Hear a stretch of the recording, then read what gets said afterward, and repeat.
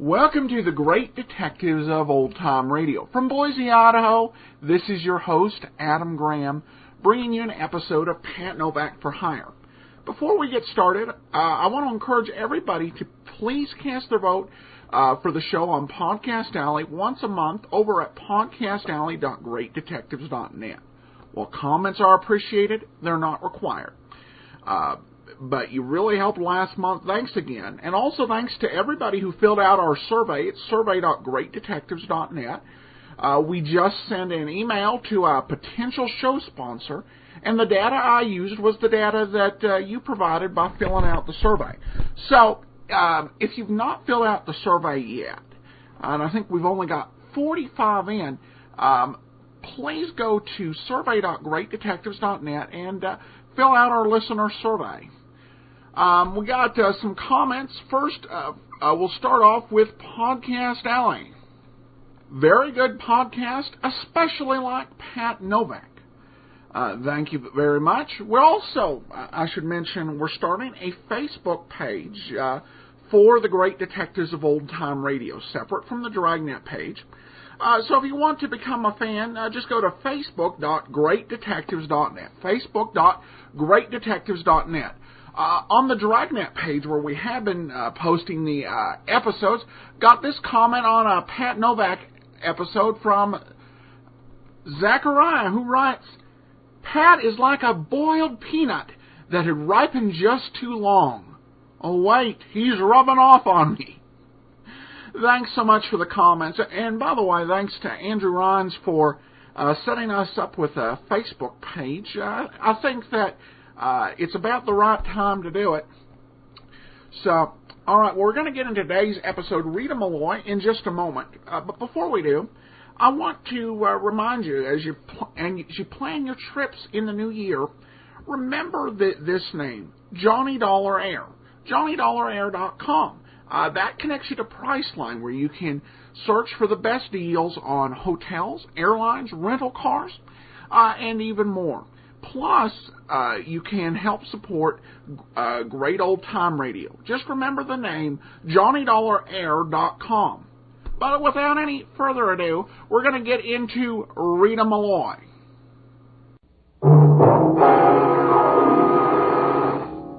Pat Novak for hire.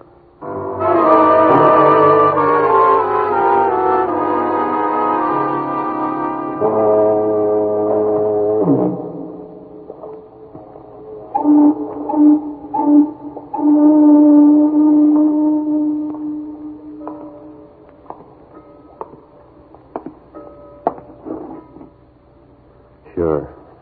I'm Pat Novak for hire.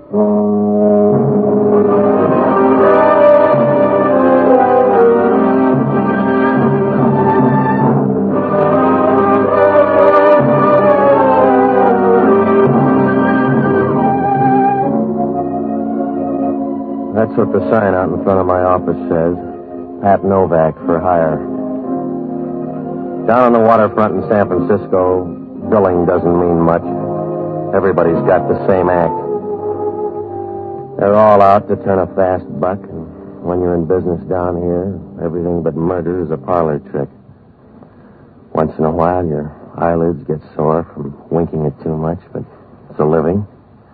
You get to meet the best people in town. There's only one hooker. You're liable to wake up some morning dead. Because around the waterfront, you don't need a union card for trouble. It sneaks up and paws you like a wet ghost. I found that out when I met Bruno's Weiss. I closed up early Tuesday night, and I went home to catch up on last month's sleep. I don't know how long I was in bed. Must have been about 11 when I woke up. The room was dark and as stale as last year's Christmas candy. I had the goofy Somebody was in the room with me. Somebody was sitting on my bed. Either that or the landlord had put in an echo. I listened again. Hello, Novak. You're mixed up, friend. I pay the rent here. Get your hands away from the light, Novak. Just be a good boy and you can collect your old age pension. Now, look, I'm not crazy about waking up a stranger sitting on my bed, especially if they got baritone voices. Now, say your piece and beat it. Don't get jumpy, mister. When your eyes get used to the dark, you're going to see a gun about a foot away from your nostrils. I want the keys to your boat, Novak. Get them in the morning at $25 a smell. I want them now. Just tell me where they are. I'll do the rest. Don't get big-hearted. I don't want chatter and cocktails. I want those keys. Unless you want your face to look like a rump roast, you'll start talking. The keys are in the bottom drawer of the desk. That's the boy. Gonna borrow your boat a while. You get it back by noon tomorrow. There's the boat keys. 2 of them are. The rest open the front door of the U.S. Mint. Sorry I can't stay around, Novak. You sound like a card. Sleep tight, Novak. This will have to do for a lullaby. He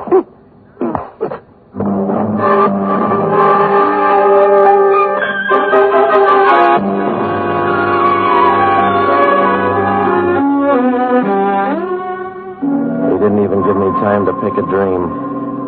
I stretched out on the floor as dead as a Philadelphia nightclub. I don't know how long I stayed out of the ball game. Must have been a couple of hours, because when the phone rang, it was past midnight. I reached over to pick it up, but my hands were as steady as a maple leaf in a hurricane, and my head was big enough to sell by the pound. I finally found it in the dark and started talking. Hello? Hello, Novak. This is Joe Powers down at Pier 19. You awake?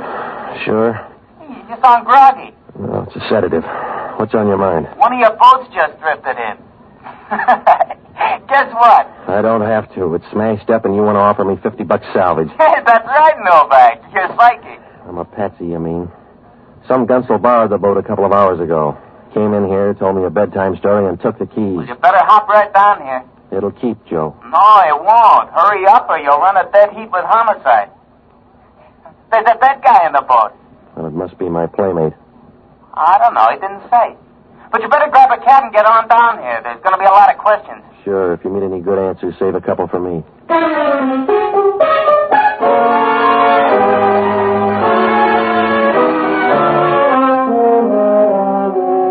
From now on, there was no waste motion. I knew that. If homicide was on the case, that meant Inspector Hellman. He's a real nice guy, if you like his type. I had to do something soon. If I didn't, I'd have about as much chance as a pound of liver at a cat show. So I jumped into some clothes, and I was starting out of the apartment when I missed my wallet. The keys were attached, and that gunsel had taken the whole works. I began to get mad. For $70, you can get a Scotch hangover instead of the kind I had. And if you're lucky, a couple of good memories. So when I drew up at Pier 19, it didn't look like the sunny side of the street. Joe Powers was waiting for me. You got the first round, Patsy. Homicide hasn't showed yet. I'm full of luck tonight. Where's the boat? Oh, right over here. Lots of fog tonight, huh, Joe? You're walking on it. Well, there it is. How's your insurance, Patsy? All right, except I'm not carrying any on that dead guy. Who is he, Joe? I don't know. He's your passenger. You roll him. All right, give me a hand. No, push him over on the other side, will you, so I can get in the pocket? He's the same guy that took the keys? I don't know. If he is, he never looked lovelier. Nothing in this pocket. This one's empty except for a comb. He sure spent my $70 in a hurry. Must have thrown in the wallet for a nightcap. No identification. You should have bought a scorecard.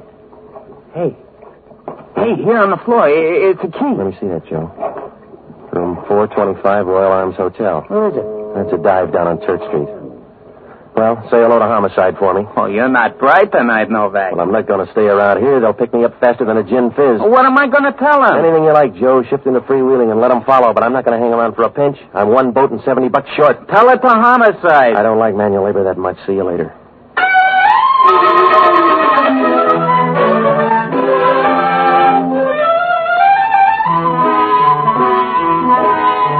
started for the Royal Arms Hotel. And on the way, I picked up the only honest guy I know. A bottle baby by the name of Jocko Madigan. He's a good man, except he thinks it's a waste of the taxpayers' money to put alcohol in torpedoes. I hauled him out of the Hunt Room bar, and we walked down the street to the Royal Arms Hotel.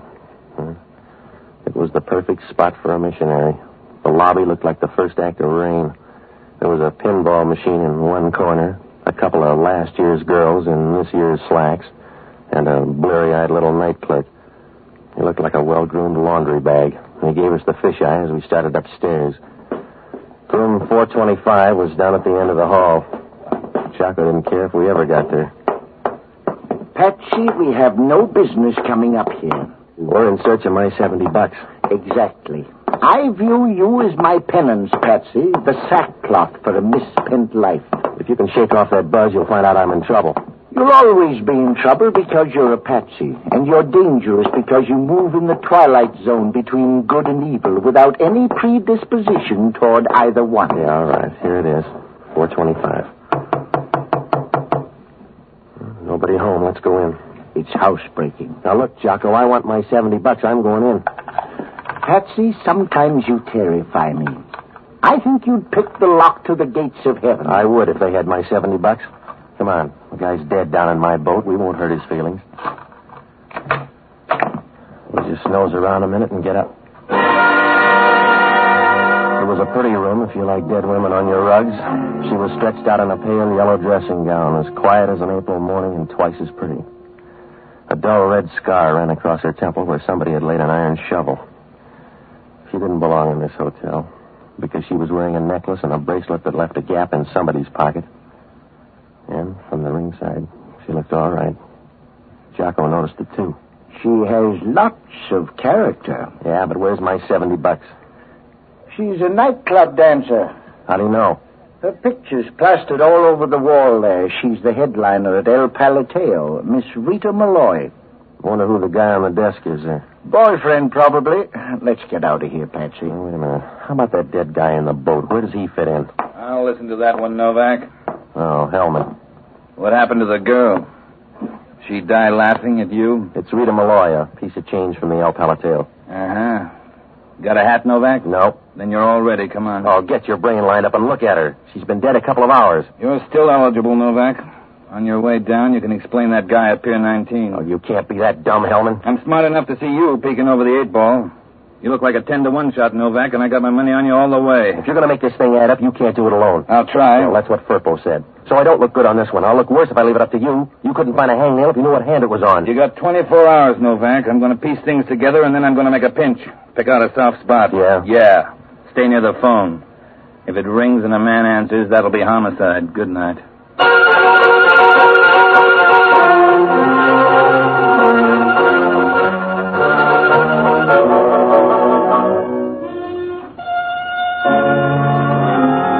Hellman was right.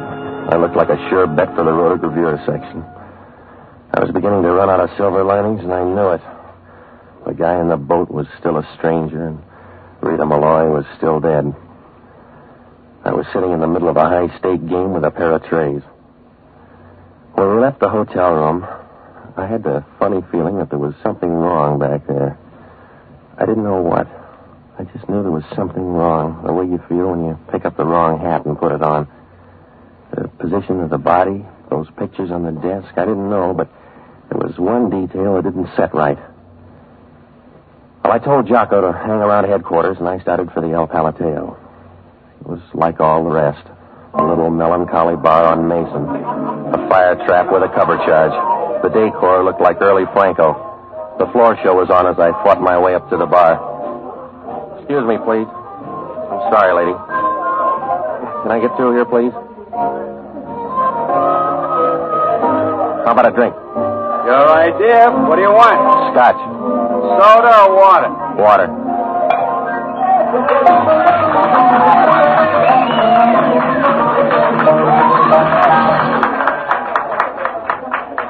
You've got a nice club here. We like it. 80 cents. Too bad about Rita Malloy. Yeah? You don't seem heartbroken about it. I'm not a mother. 80 cents. Anything wrong, Eddie? No, boss. This guy's crying in his beer about Rita Malloy. Oh. I'm Manny Ryan. You own the club? A piece of it.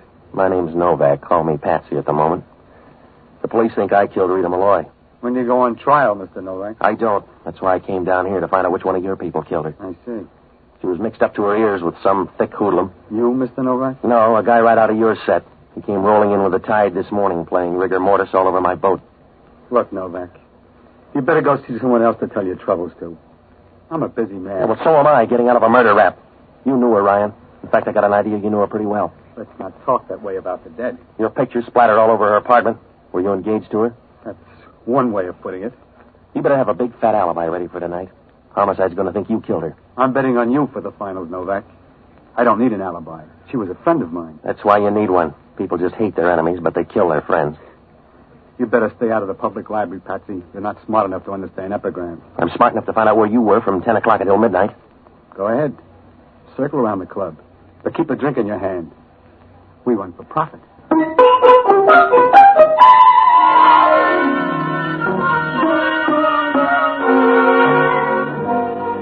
I didn't get much out of the doorman. He wanted the first mortgage to talk, but one of the busboys opened up. He told me that Ryan and the girl had brawled the night before. Also, that Ryan left the club for about an hour tonight. Well, I'd put him on the list anyway.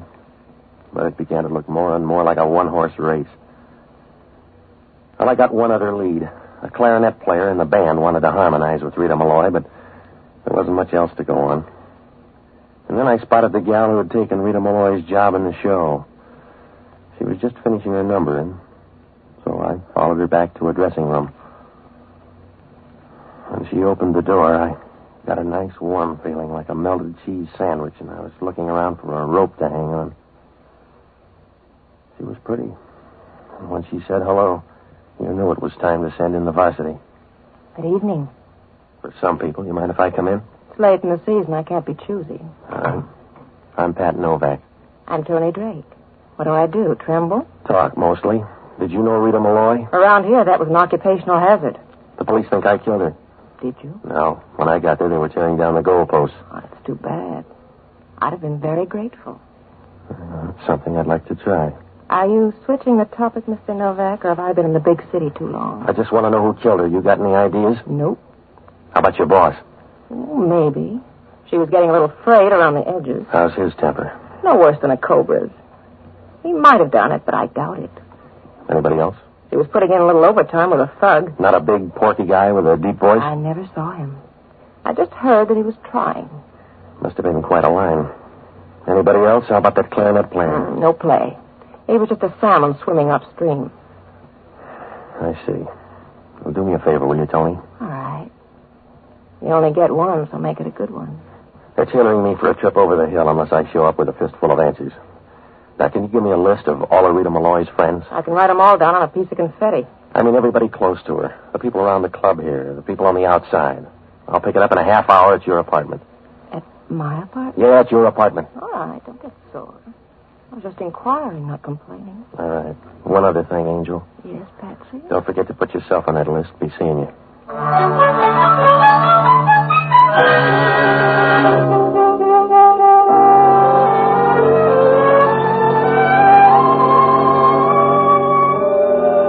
Well, it was good to get out of there. When she started walking towards you, you felt like a shovel full of scrap iron in a Pittsburgh blast furnace. Well, I called up Jocko at headquarters. He didn't seem to be worried about me. He was thirsty. The guy on the boat hadn't been identified yet. The coroner said he died of severe bruises and that Rita Malloy checked out with a fractured skull. I gave Jocko Tony Drake's number, and I started for her apartment. I couldn't have done better with Aladdin's lamp. She had the list and a bottle on hand. I went over the list with her, and then it turned out she had insomnia. The radio was turned down to room temperature.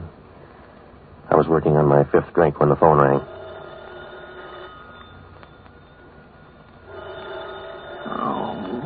Let it ring, Patsy. Oh, I better get it, baby. I think you're a sissy. No, prison pallor wouldn't look good on me. Hello? Patsy? Yeah? Are you busy? Well, depends on your point of view. What's up? I'm not tearing you away from that list of suspects. Let's have it, Jocko. They just identified the dead guy on your boat. His name is Bruno Swice. He's wanted in Miami, Florida. He's a hired gunman. Good. Now jump over and see Paul Stengel at the Chronicle Morgue, huh? I already have. There's no tie-up between Bruno Swice and Rita Malloy. There's gotta be. Those two killings are tied up like ham and eggs. Hellman just got a report from the Harbor Patrol. They found a buoy knocked out of place. They figure your boat did it and Bruno got killed in the crash. What does that do to things? Oh, it clarifies them enormously. This way you're going to hang for only one murder. Good night, lover.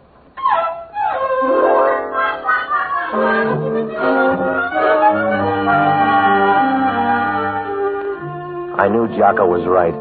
Hellman could rig me as long as he had only one case to work on. He's a single-celled animal, and this was just about big enough to fit into his brain.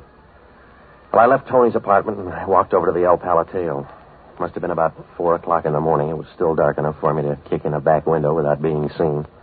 I headed straight for Manny Ryan's office, and I started going through his stuff. It was like trying to separate a ton of salt and sugar dumped in the same bin. I went through most of the drawers, and in the last one, I got a hold of something. I grabbed the phone on Ryan's desk, and I called Hellman. Well, I wasn't sure, but I figured he could try this one on for size anyway. Police headquarters. Give me Hellman and homicide. Yeah. They must have put their best men on his trail because they found him inside a half hour. Hello, Novak. I'm in Manny Ryan's office. He owns the El Palateo. I just rifled his desk. It's a minor offense for you. I got a hold of last month's phone bill. Guess what? It's too high. The office put through 2 calls to Key West, Florida, the last part of this month. 4 o'clock. I'm barely interested. Go ahead. Bruno's Weiss hired out as a gunman. San Francisco is a long way from home plate. That means somebody sent for him. And you're trying to put the finger on Manny Ryan. That's right. That silver frame you picked up at Rita Malloy's, take a look at the guy in it. That's her boyfriend, Manny Ryan. We'll check on it. In the meantime, keep squirming, Novak. You look pretty. Oh, you're smooth, Hellman. Smart talk's not going to keep you out of the chair, Novak. Stay handy. We've only got a short extension cord. Yeah, well... Hello, Hellman.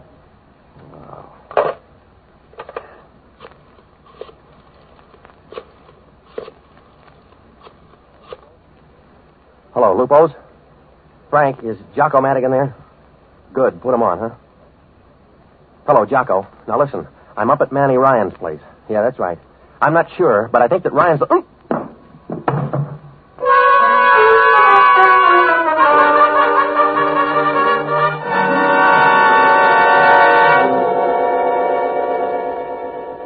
My head must have looked like a jackpot. Everybody in town was hitting it. I rolled over and played dead for about 5 hours. It feels better when you've had a dress rehearsal. I woke up in my apartment. The sun was streaming through the window and hit the bed. I looked like the muslin counter after a sale. It turned out I was the host and didn't know it. Jocko was sitting at the table having breakfast. The bottle was almost half shot. Good morning. How's the other world? All right, stop being funny and help me up, huh? I am the victim of a common error. You don't like me because I'm not entertaining when I drink. You don't object to my drinking. You object to my lack of wit. Oh, shut up. Well, it's discouraging to be condemned on moral principle when it's really a flaw in nature. By the way, I think they're going to arrest you for the murder of Rita Malloy. What about Ryan? I've recommended clemency. All right, come on. What about Ryan? You bungled it. By the time Hellman got to him, he had an alibi all framed. The calls to Key West could have been made by anybody in the club, and Ryan's covered for the time of the murder. How about the others? They look good, too. Your girlfriend, Tony Drake, was gone for a while the night of the murder. Hellman won't bite. She's just sitting there ready to spring an alibi. That's right. With legs like that, she can dig up a cousin. You better get worried, Patsy. I am. The El Palateo is a dead-end street. I don't know where to go from there. That guy Bruno in the boat could help. There's some connection between Bruno's Weiss and Rita Malloy. You're the only connection I can think of. Yeah. Hello, Novak. This is Hellman. Yeah? You were right about Bruno's Weiss and Rita Malloy. We just went through her safety deposit box. I'll bet you handled the money. She had a clipping on Bruno's Weiss from a Miami paper, 1937. Go on. Divorce action between Weiss and Miss Olga Pryor. Well, did you look up Olga Pryor? That's where we run out of gas. Nobody knew her. We have no description. Well, how about Rita Malloy? Any dope on her before 1937? I was going to ask you. You were in the room with her when she died, don't you know? No, I don't. I'm disappointed. I figured you to know a little about her habits. Huh? You wrote the book, mister. I figured you for an answer. Yeah, I got one. And you just gave it to me, Hellman. Huh? Meet me at the El Palateo in a half hour. Now, if you're a real good boy, I'll tell you who killed Rita Malloy. Are you going to be there? Yeah. That's all I want to know, Novak.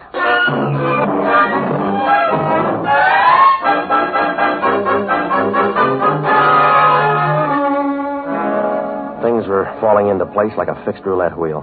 Right from the first, I knew that there was something goofy about the picture in Rita Malloy's hotel room.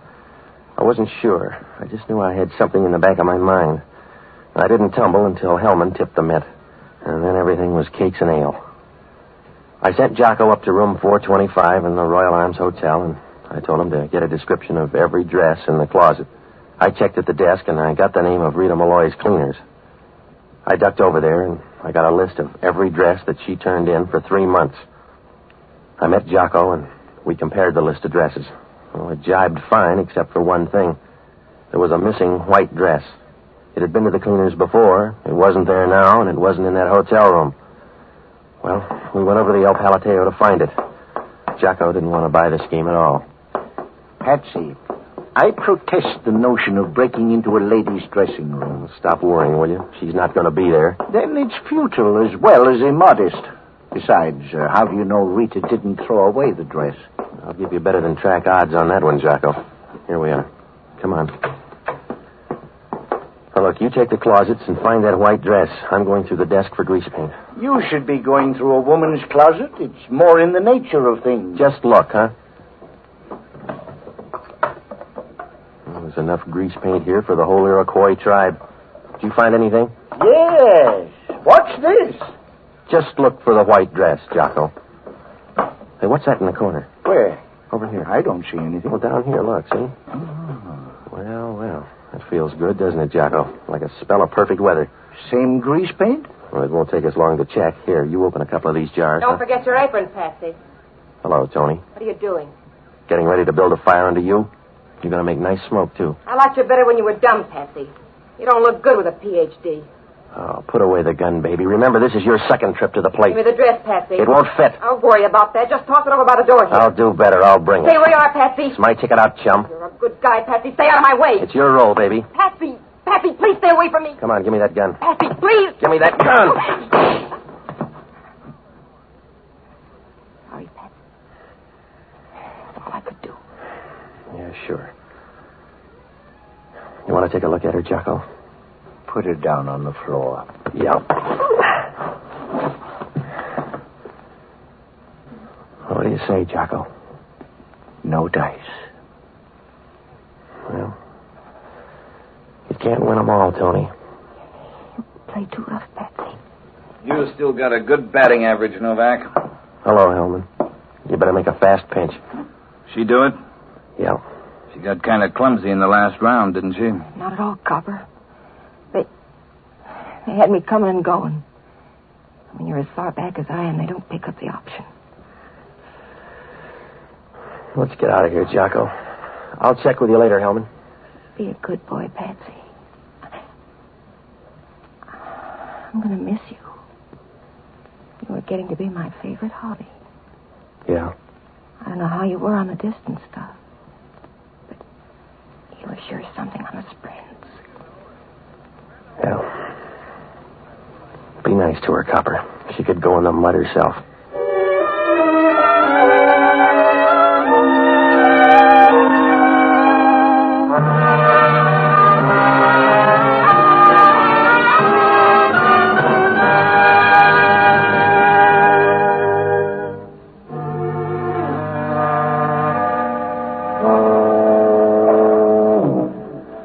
Well, it was blackmail, of course. Tony was once married to Bruno's wife. Rita Malloy found out and started to squeeze Tony. Well, Tony wouldn't buy that, so she killed Rita Malloy in her hotel room. She made one mistake. I didn't tumble until Hellman mentioned a woman's habits. Then I knew what was wrong with that picture back in Malloy's hotel room. It hit me like a discordant note in music. Rita Malloy was lying on the floor in a dressing gown, but she was still wearing her bracelet and necklace. Well, when a woman undresses, she always takes her jewelry off first, and then she takes off her dress. Rita Malloy didn't do that, so I took a flyer and decided that somebody had taken the dress off her and put on a dressing gown. Why? Because there was something wrong with the dress. It pointed too much in one direction. Oh, it could be a lot of things, but probably grease paint.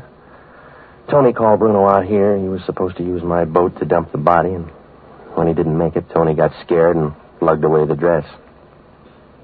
My $70. Well, it would have looked better on a fixed fight. Well, Hellman asked only one question. How did I happen to know that when a woman undresses, she always takes off her jewelry first? I must have read it somewhere. The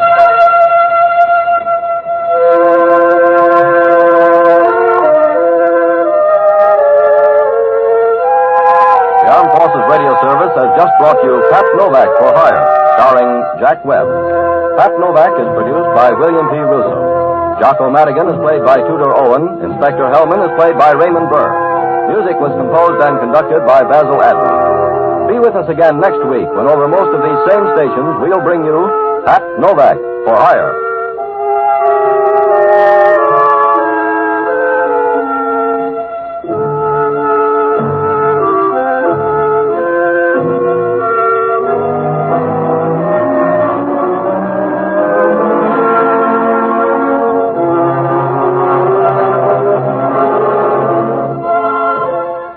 Pat Novak for Hire was previously released by ABC, the American Broadcasting Company, for listeners in the United States, and rebroadcast for our men and women overseas. This is the United States Armed Forces Radio Service, the voice of information and education.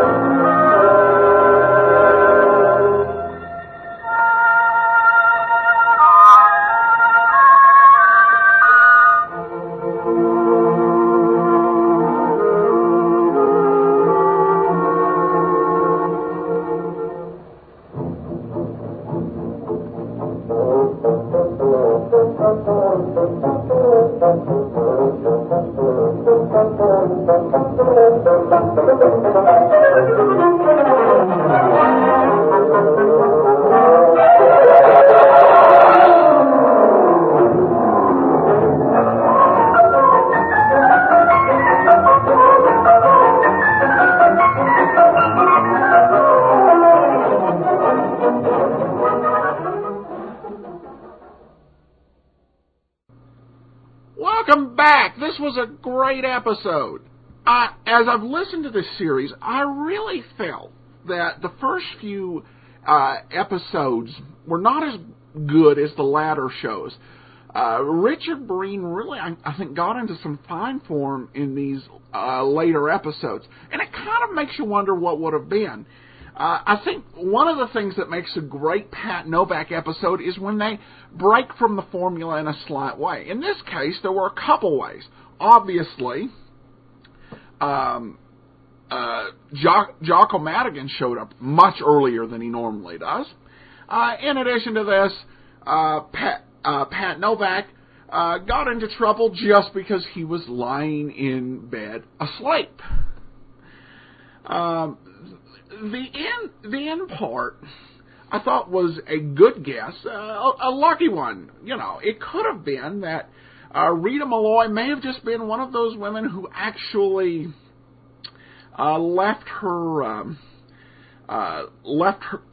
jewelry on after she changed into her dressing gown.